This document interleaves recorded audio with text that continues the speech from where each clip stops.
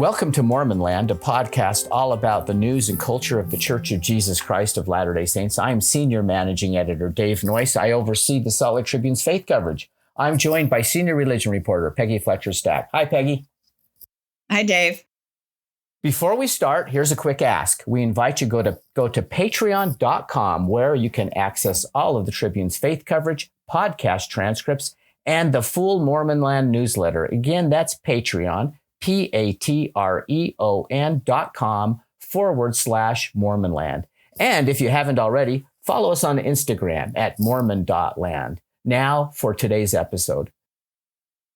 By following an unconventional parenting path, Latter-day Saints Gabrielle and Ben Blair have learned to buck conventional parenting wisdom, and along the way, remove a lot of the stress that comes with raising kids. Maybe you parents out there have experienced these anxieties. For instance, we can't afford to send our kids to a private grade school or middle school or high school, so that means they'll have to settle for our low-rated neighborhood public school. Or, let's see, our daughter has basketball, our youngest son has Little League, our oldest son has gymnastics and a few makeup classes. I guess that means no family vacation this summer. Or, our son has fallen dangerously behind on his grades. There is no way he can get his GPA up in time for college applications. Heck, he's even talking about dropping out. I guess he and we can kiss an Ivy League education goodbye. Looks like community college instead, if we're lucky. And a biggie for members of the Church of Jesus Christ and other religious parents: my child has left our church. Any of those pressures sound familiar? They do to the Blairs, and the good news they emphasize is that families, parents, and kids can be happy and succeed in all of those scenarios. They spell out how, in their new book, The Kids Are All Right, Parenting with Confidence in an Uncertain World. Gabrielle Blair, founder of Design Mom and a New York Times bestselling author, and Ben Blair, co-founder and president of New Lane University, join us today from France to discuss what they have discovered on their parental journey. Gabby and Ben, welcome. Thank you, David. That was an amazing intro. I loved it. So Gabby, tell us about the makeup of your family and what you guys concede is a rather unconventional traveling you've done as a family. Sure thing. So we have 6 kids. They're currently aged 14 for the youngest and 27 for the oldest. So 5 of the 6 kids are 18 or older now and are adults officially. We've had an unconventional path as far as where we've lived. We met at BYU, and we had then from our senior year at BYU, we moved to Greece, and then we moved back to Provo. Then we moved to New York for 8 years. Then we were in Colorado for a year and a half. Then we were in France for a few years. Then Oakland for 6 years, Oakland, California. And then we've been in France again the second time for 5 years. And so we'll talk more about this in detail, but there's no doubt, Ben, that can put stresses on raising kids, right? And on the kids. Yeah, I mean, we definitely, both Gabby and I both grew up in the same house, on the same street, in the same neighborhood through all of our childhood. So our children are having a very, very different childhood experience than either of us had. Yeah. So Ben, you both state matter-of-factly at the start of the book that you, quote, never wanted to write a parenting book. So why did you? That's a good question. I think, well, part of the reason why we didn't want to write a parenting book is we know parenting is so personal and so fraught, and the stakes seem so high, and it seems just as likely that we're going to say something that's going to offend someone and not be helpful as to help someone. So that's part of why we didn't want to write a parenting book. Again, it's just so personal, so fraught. But then we also had a lot of experiences, and I would really point to Gabby's life and her blog, and that she's kind of been a forum for parents to express their anxieties and fears and hopes and ambitions. And she's really been a a forum for that. So I feel like we've had this kind of privileged perspective on what is making parents stressed today, and how parents are getting more and more stressed, and how the stakes of parenting seem to be so high. And again, through our kind of unconventional, accidental kind of life, we've been able to see things in a maybe slightly different perspective that has shed a different light on these anxieties and stresses that parents feel today. Okay, so for both of you, how can parents help their kids find opportunities to participate in sports without and other kinds of activities without overextending the family? You talk about sports a lot. We do mention it quite a few times. It can really, we've found that any extracurricular activity, sports, music, really anything, can really take over a family. And it becomes like a 20-hour-a-week job between rehearsals and getting equipment and caring for the equipment and make sure there are snacks and all the things. And then being there sometimes at these full day kind of marathon events for whatever it might be. We found it really overwhelming, especially when this started happening, even just at age like 4 and 5, like at T-ball. I'm going, what? This is taking a lot of time for our family for T-ball. Like, what is this about? And we really had to have discussions on, okay, well, we want our kids to participate in sports for lots of reasons, but what really is our goal here? Like, what is it that we're after? And every family will have different goals. One of ours was just that or several of ours are that we want them to know how to participate on a team, what that feels like, teamwork and working together toward a common goal. We want them to become good sports. Like if you lose and you're bummed out, you don't get to be angry about that. We wanted them to have those skills. We wanted them to be able to see themselves get physically better at doing something. At first they can't, catch the ball with a mitt, but then eventually they can because they practice, those kinds of things. So we had these kind of very specific things, but we didn't think they were going to, get a scholarship to college for sports. We weren't planning on that. We didn't assume they would do professional sports. So we had to say, okay, well, if those are our goals, we can accomplish those through a community T-ball, but if it's overwhelming, we can also accomplish those goals in another way. We could get together with neighborhood families and just go play T-ball once a week. Again, in a more casual setting, we could find out if they're going to be learning these things at PE through their schools. Maybe we don't even need to supplement that. Maybe they're going to get all the sports learning they need just naturally through their schools. So for us, any of those things that are getting overwhelming, you have to sit down and say, what is the goal here? If your kids are, again, I'll use music as an example instead of sports, just to show that it applies to other things.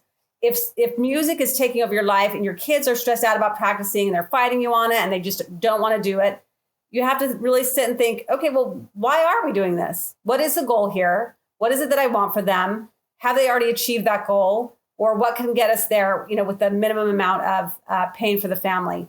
So, and of course, if your family is really, has a sport taking over their life, but you guys are all thriving. If you're like, oh, this is the best, we love this. The whole family loves tennis. We all play tennis. It's tennis all the time. Great. I mean, if it's working for you, great. So this advice is really for people that are feeling like an activity has taken over their family time and they're kind of resentful of it and not sure why they're doing it. And it's a good question to ask. Why are you doing this? And I would also add, it feels like for a lot of these programs, the only option is the super ultra deluxe option. You don't have an option to do like baseball light or tennis light, where we just want to be able to play around. It's like you're either committed for the long term, we're here to train college athletes, or there's nothing.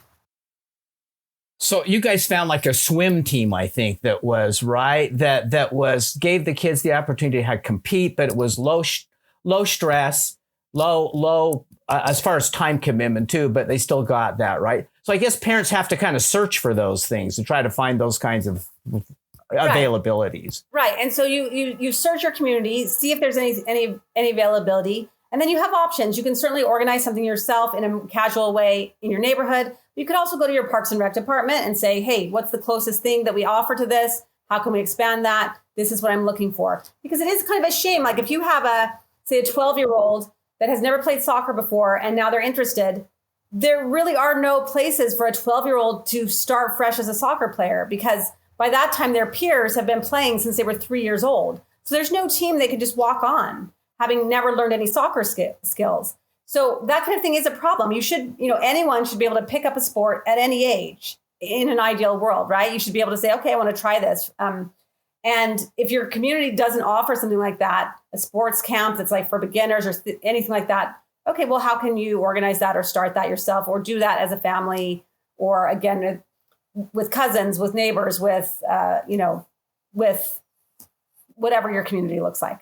And I think we also we hope this book can give parents a language or a framework to be like, hey, I want something else. Like we didn't know to think about other options for these sorts of things, or to think about a more low stakes option for piano or low stakes option for swimming or t-ball or whatever until it was present. So hopefully this can be a tool that it's a tool that we would have appreciated to say, yeah, we want something like this, not like the only thing I'm seeing on the menu right now.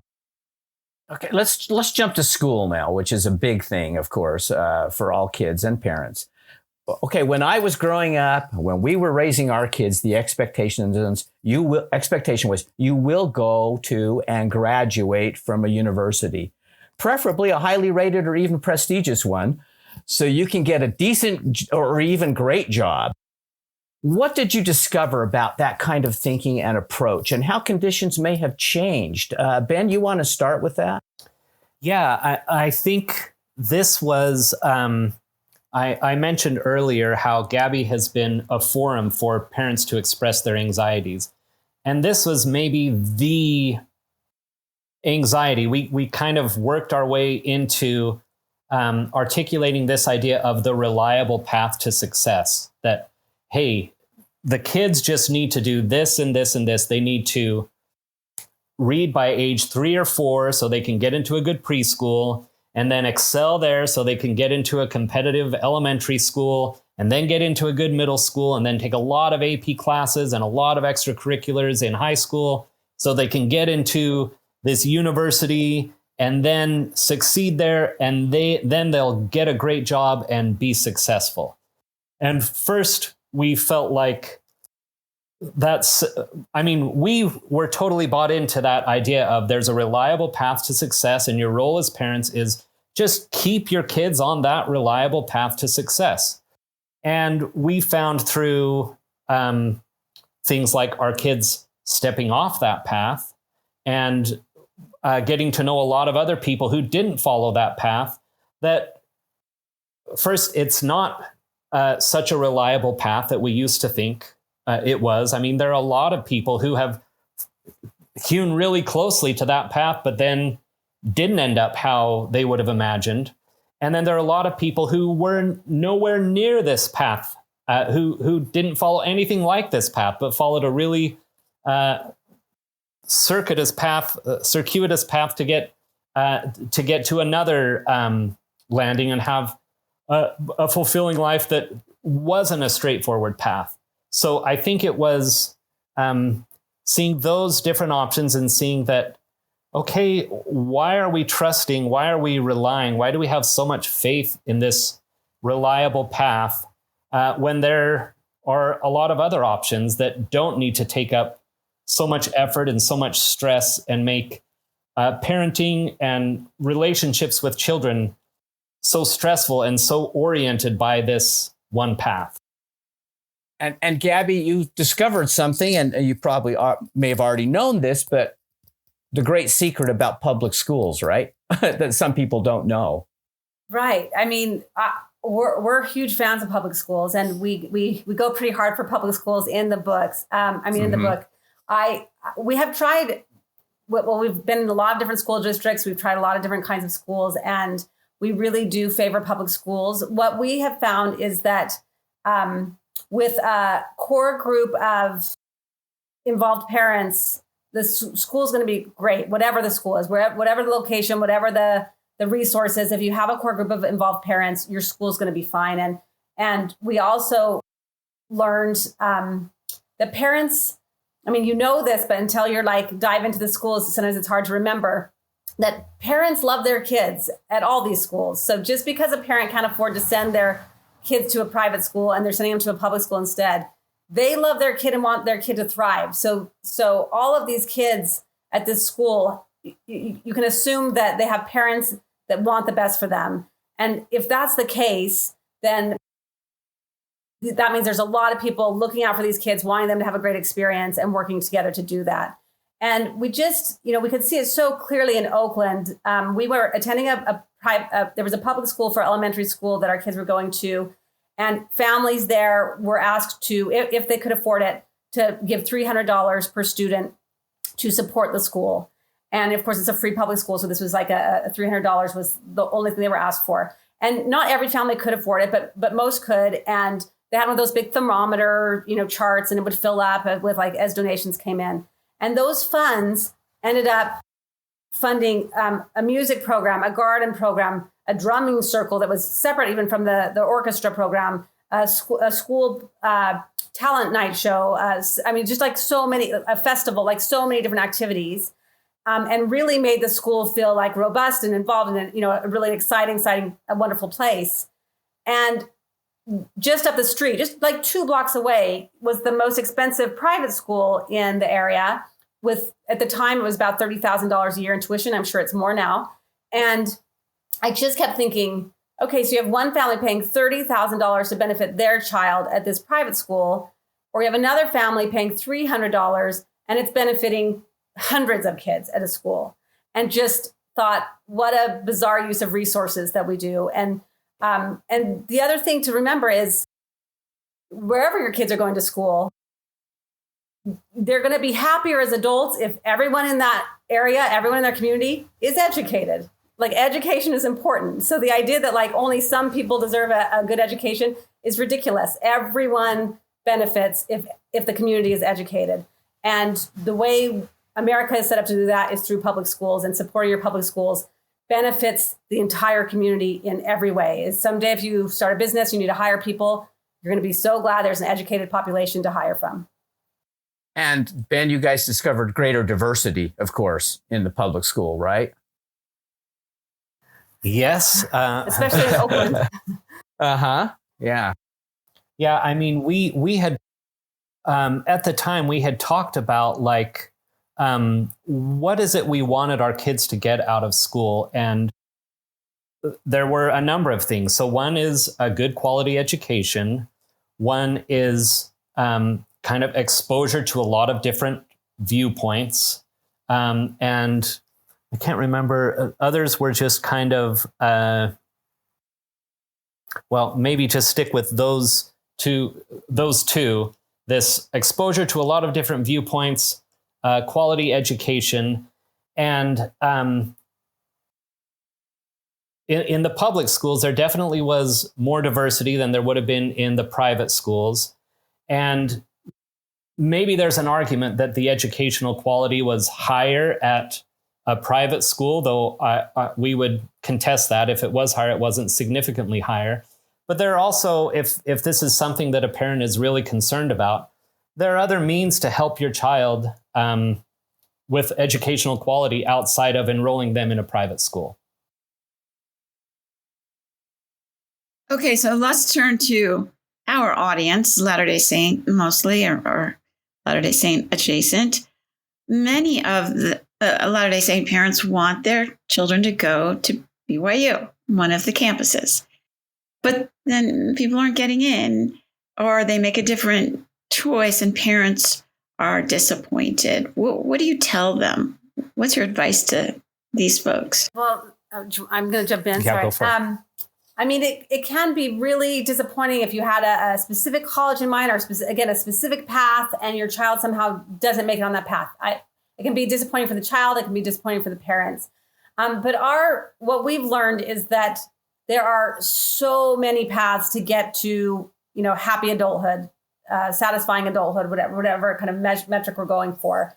And that especially in America, we love a fresh start. We love a clean slate. We love a chance to we love giving people a second chance. So the reality is if your kid didn't get into BYU and that's really, really important to you, then you can try it again for, as a transfer student. You can try it again for graduate school, for law school, for business school, whatever you decide to do.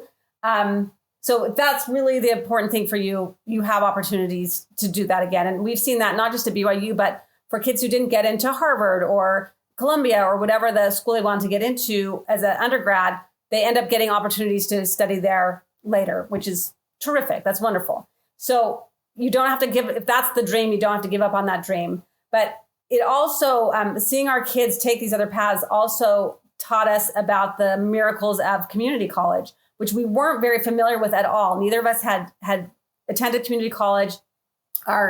We just didn't know much about it. And one of our kids ended up attending Berkeley Community College in California, located right next to Berkeley University, the famous university, and really enjoyed their time there. Like when we talk about diversity in classrooms, there was also an age diversity, really like a work experience diversity that they were getting with a wide range of students.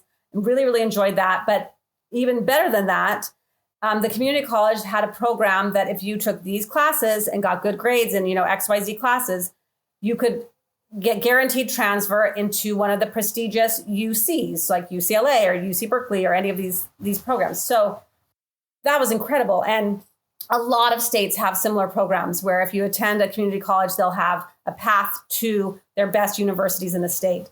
So what happened is that child ended up going to Berkeley, the top public university in our country, and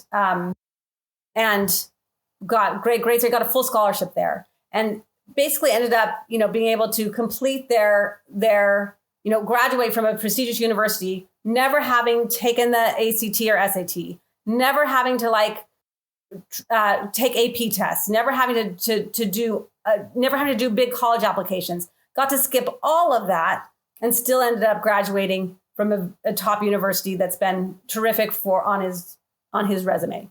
So there are a lot of paths to get to where you're going. And if the path that you're on isn't working out, don't assume that means the doors are closed. You just might need to find another path, find a related path. You write about religion in one chapter. It's referred elsewhere, but you write about having a child reject the LDS Church. Okay, this is a question for both of you. What was your initial reaction to that? You want to go first? Ben, you want to start? Yeah, sure. My first reaction was maybe not shock, but surprise. And I think I also felt like this was probably a difficult thing for my child to communicate with us. I also another one of my responses was keeping in mind that I recognize this was difficult for this child to express.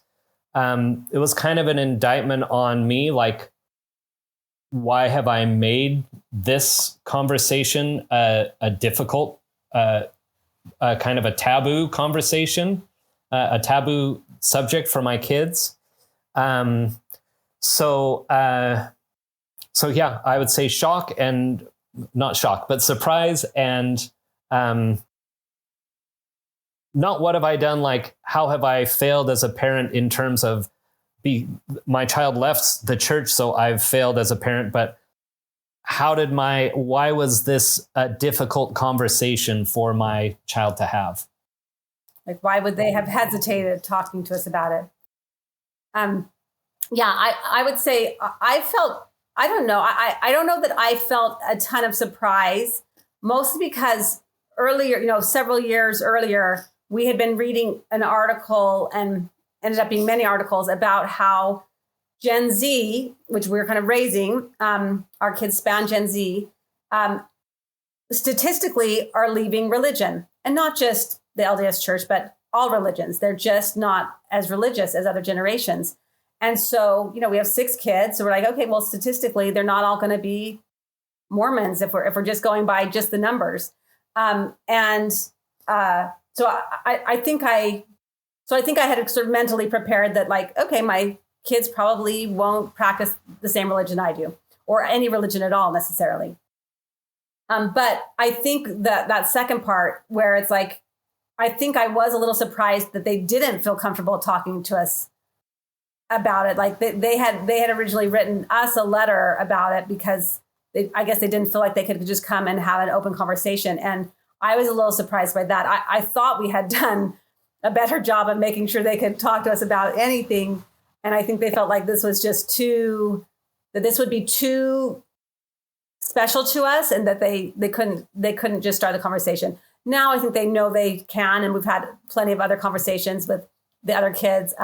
We ended up writing a letter back. That letter is in the book, and that letter was shared with all the siblings. They all have it, and hopefully they can all continue to speak openly with us. But that's something to think about. And could your kids even come to you if they had something like this they wanted to talk about?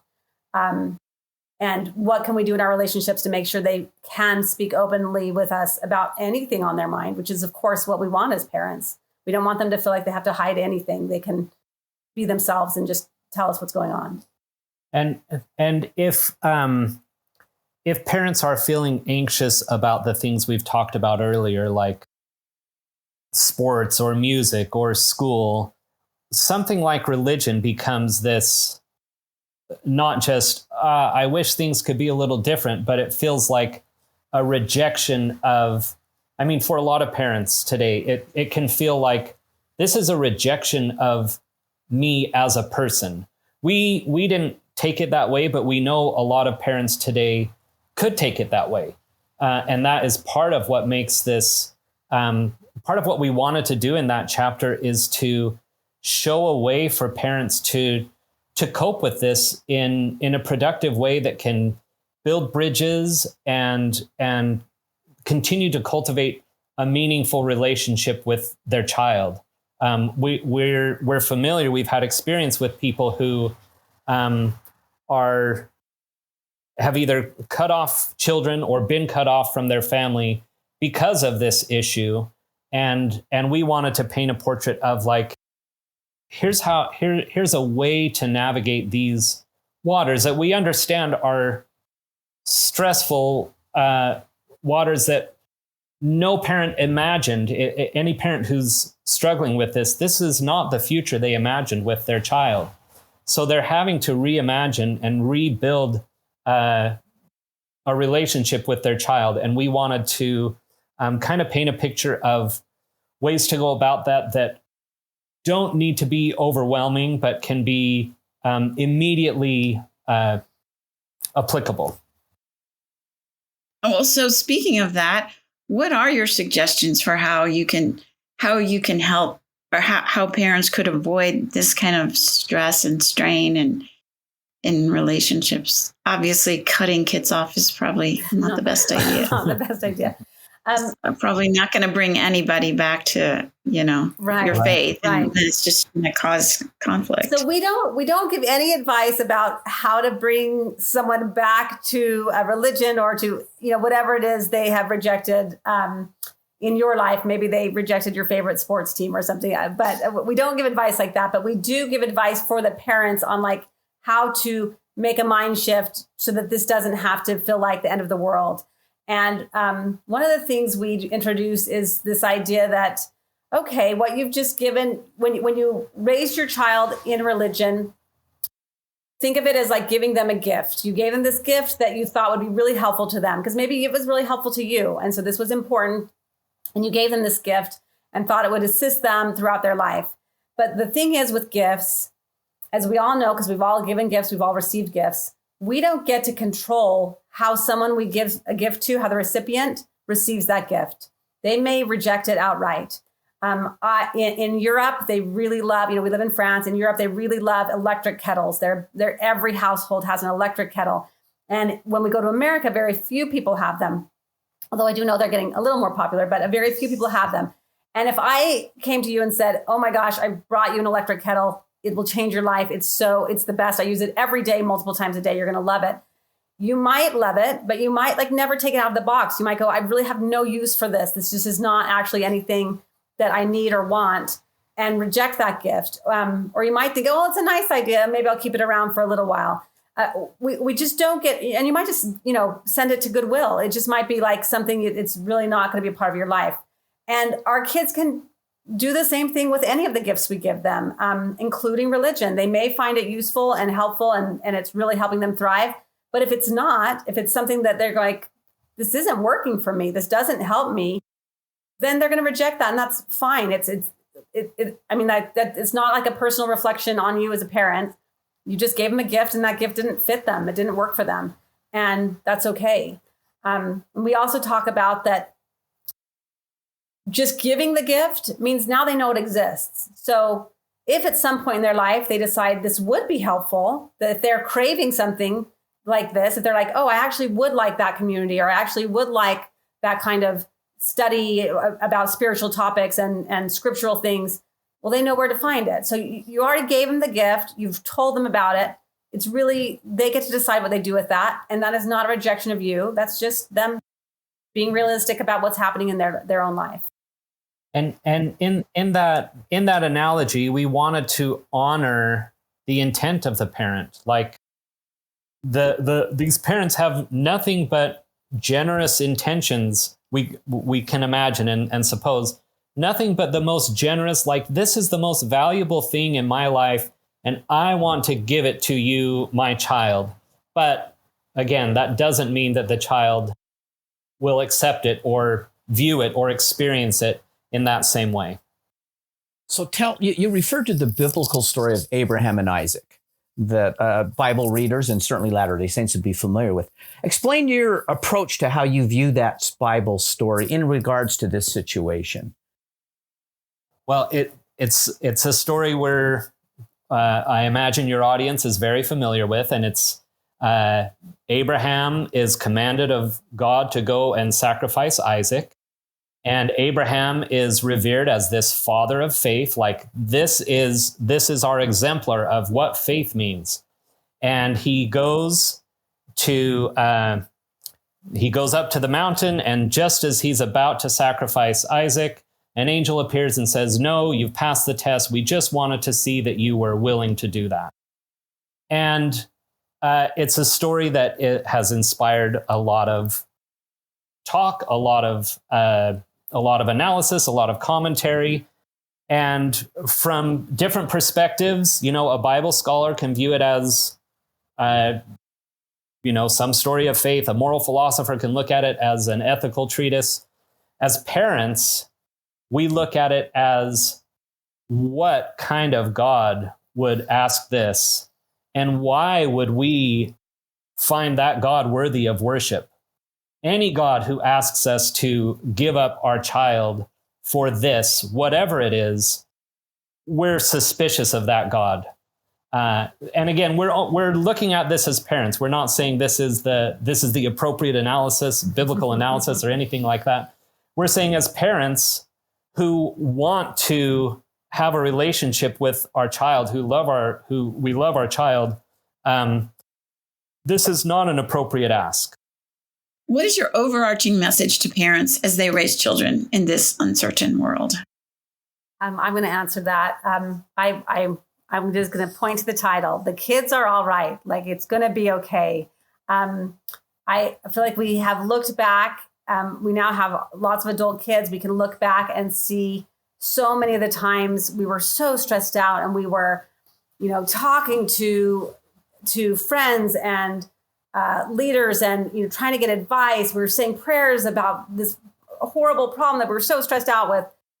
Just ended up resolving totally by, like, it wouldn't have mattered which direction we went. Like, so much of the stress that parents experience is truly manufactured, not necessarily even by the parents, but by the culture we live in, by this reliable path to success that we're all just feel like we have to stay, so close to.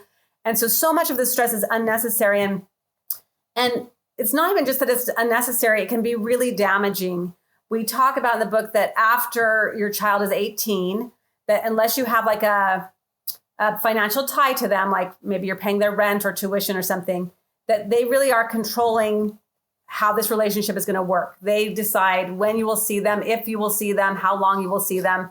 That's just how it works. And it's not like how it should be or shouldn't be. It's just how it is. They are now the adult and they're not adult and can make those decisions. And you don't want to damage the relationship in those 18 years in such a way that you can't continue to have a relationship for 40, 60 plus more years. Like you want to be able to continue having that relationship. So the stress isn't just kind of a waste of our time and useless. It's also can be really damaging. So my main, like if I could do anything with this book, is trying to relieve parental stress, parental worry, trying to help you see it's going to be okay. The kids are all right. Here's another way to think about this, and to reassure parents that they're doing a great job and their kids are going to be okay. And I would add that our anxiety is misplaced. Like we're rightly focused on the first 18 years. These are the intense child raising years where there's no second guessing which years are the most intense. It's these first years, but there's a long horizon of your relationship with your child after that, once they're an adult, and it's possible, and it has happened, and in many ways it's happening more frequently, that because of what parents have done in those first 18 years, they've compromised their relationship for the remaining years once the child has left. And we wrote toward the end to try to cultivate a vision of like, well, what does that relationship look like with our adult children? We really don't have a lot of examples of healthy parent relationships with adult children. It's mostly fixed on parents with young children. So we tried to articulate what that could look like. Do you mind if you read an excerpt? So I'll read, if it's okay, I'll read a passage toward the end where we tried to articulate what that could look like. We have a full, meaningful, free-flowing, non-coercive relationship with our children. We understand and respect one another's boundaries. We're all independent, but we enjoy one another's company. We value one another and the experiences we've shared, even if some experiences were painful. Without sugarcoating our time together, we deeply appreciate and trust one another. We can work easily with one another on a range of projects across a range of spheres over extended periods of time. We have a good understanding of one another's strengths and weaknesses. We communicate easily with one another. We ask for advice and ask to hear one another's perspective. We appreciate that we appreciate what we have learned from one another. We can challenge, disagree, and debate, but these don't threaten our relationship, even as our relationship is dynamic and continues to develop and change over time. So we're not trying to say we've achieved that. We're saying that's a picture of what a parent, what your relationship with your now grown kids could look like if you, in those first 18 years, and not just in those 18 years, but that you don't let stress take over and alienate your kids. The name of the book again is The Kids Are All Right, Parenting with Confidence in an Uncertain World. Gabrielle and Ben Blair, thanks for joining us. Thank you. Thank you. These were great questions. We really enjoyed the conversation. This. Thank you. And thanks also to Peggy Fletcher-Stack. Always a pleasure. And our producer, Chris Samuels. We remind you that you can keep up on all the happenings in and about the church by subscribing to the Salt Lake Tribune's free Mormon Land newsletter. Just go to sltrib.com to sign up. And we'll talk again next time on Mormon Land.